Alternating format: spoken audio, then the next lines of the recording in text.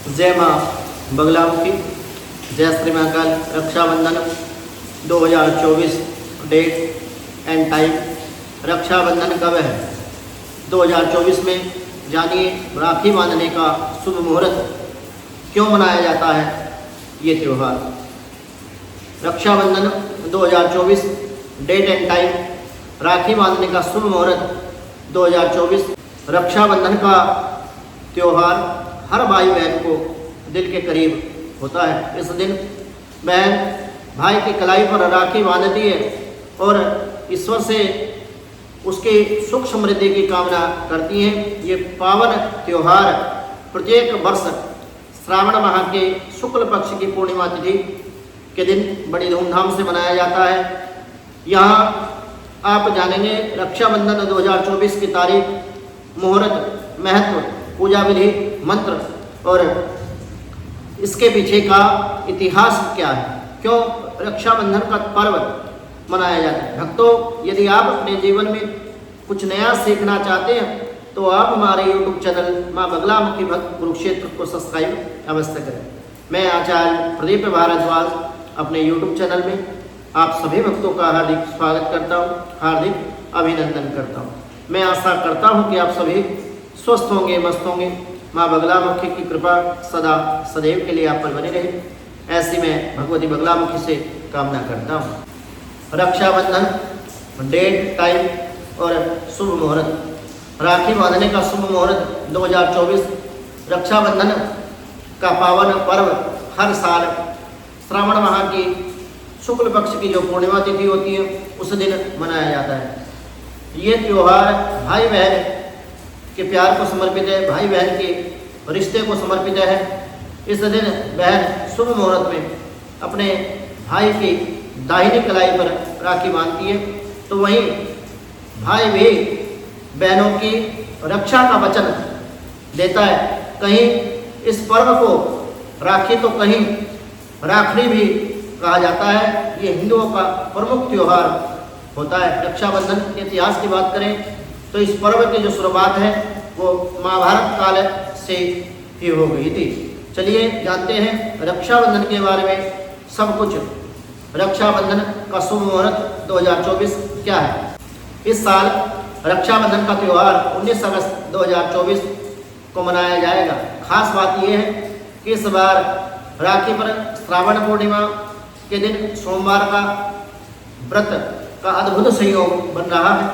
इसके अलावा इस दिन सर्वार्थ सिद्धि योग, रवि योग और भी शुभ योग बन रहे हैं। राखी बांधने का शुभ मुहूर्त।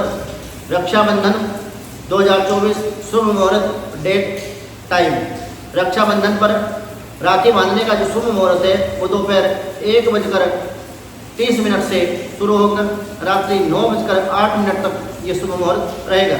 रक्षाबंधन के लिए अपराह्न का मुहूर्त दोपहर 1:43 से प्रारंभ होगा और 4:20 तक का समय रहेगा। वहीं रक्षाबंधन के लिए प्रदोष काल का शुभ मुहूर्त शाम 6:56 से प्रारंभ होगा और रात्रि 9:08 तक ये मुहूर्त रहेगा। इस समय पर यदि आप भाई की कलाई में राखी बांधते हैं तो इससे आपका भी कल्याण होगा और आपके भाई का भी कल्याण होगा।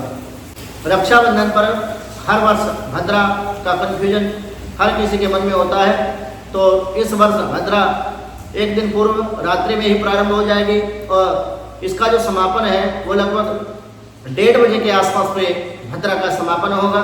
आप यदि इसके बाद में राखी बांधते हैं तो वो आपके लिए शुभ होगा, क्योंकि भद्रा में कोई भी शुभ कार्य नहीं किया जाता। रक्षाबंधन भद्रा उंच 9:51 से लेकर के सुबह 10:53 तक। रक्षाबंधन भद्रा मुख 10:53 से लेकर के 12:37 तक ये रहेगा। तो रक्षाबंधन कैसे मनाते हैं?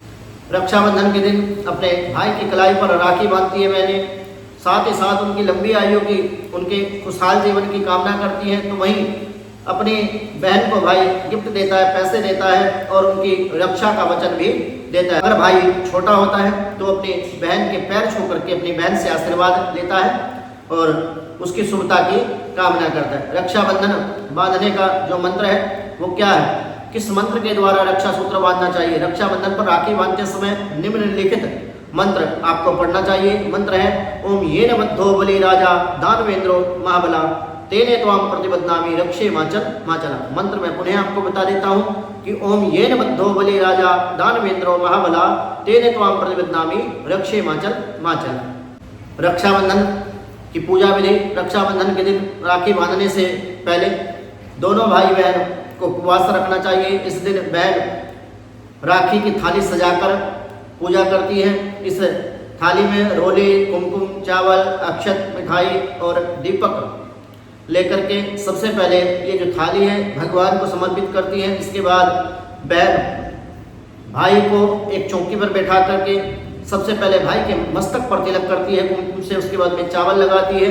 उसके बाद में चावल लगाने के बाद में अपने भाई की दाहिनी कलाई पर राखी बांधती है, रक्षा सूत्र बांधती है और भाई की आरती उतारती है। फिर भाई को मिठाई खिलाती है। फिर अपनी सामर्थ्य अनुसार बहन को भाई उपहार देता है। रक्षाबंधन के अलग अलग नाम।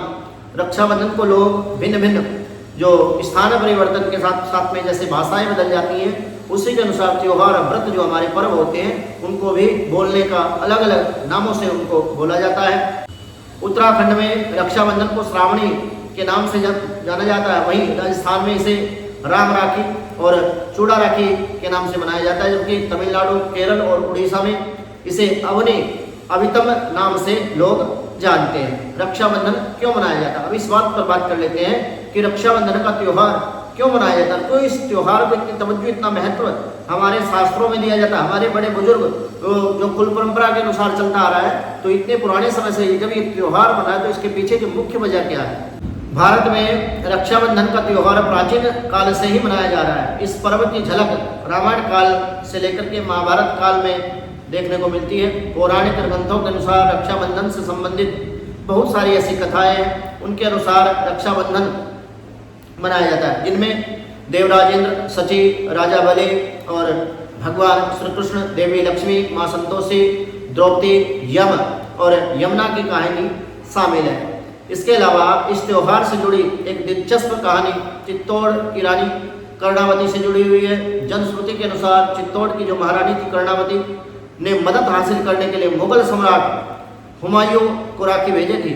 कहते हैं हुमायूं ने इस राखी का सम्मान किया और उन्होंने अपनी बहन की रक्षा गुजरात के जो सम्राट थे उनसे रक्षा की थी। रक्षाबंधन की कथा क्या है। पौराणिक कथा अनुसार प्राचीन काल में एक समय देवों और असुरों में युद्ध छिड़ा। तब असुर जो है देवताओं पर हावी हो गए। तब देवराज इंद्र गुरु बृहस्पति से मदद मांगने के लिए गए और उन्होंने रक्षा की प्रार्थना की। तब श्रावण पूर्णिमा को प्रातः काल में रक्षा विधान पूर्ण किया गया। इस विधान में गुरु बृहस्पति ने येन बद्धो बलि राजा दानवेंद्रो महाबला तेन त्वाम प्रतिबद्धनामि रक्षे माचल माचला इस मंत्र का पाठ किया। ये मंत्र देवगुरु बृहस्पति के साथ साथ इंद्र और उनकी पत्नी ने भी दोहराया। इसके बाद इंद्र की जो पत्नी इंद्राणी जो थी वहाँ मौजूद ब्राह्मणों से रक्षा सूत्र में शक्ति का संचार कराया। फिर उसे देवराज इंद्र की कलाई पर उन्होंने बांध दिया। कहते हैं इस रक्षा सूत्र से मिले बल के माध्यम से देवराज इंद्र ने अपनी सेना के साथ लड़कर के असुर पर विजय हासिल की, असुरों को हरा दिया।